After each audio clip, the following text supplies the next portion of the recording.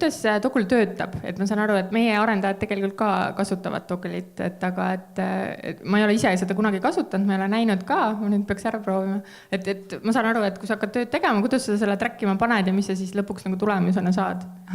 Meie soovitus on see, et trackida aega reaalajas. Et kui sa alustad mingi tööga, siis sa võtad start-nuppu, kui sa lõpetad, siis sa võtad stop-nuppu.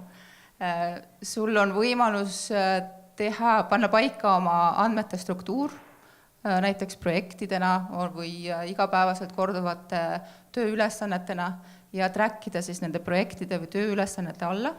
Ja kuu lõpus sa siis näed täpselt, kuidas su aeg on jagunenud meie raportitest näiteks.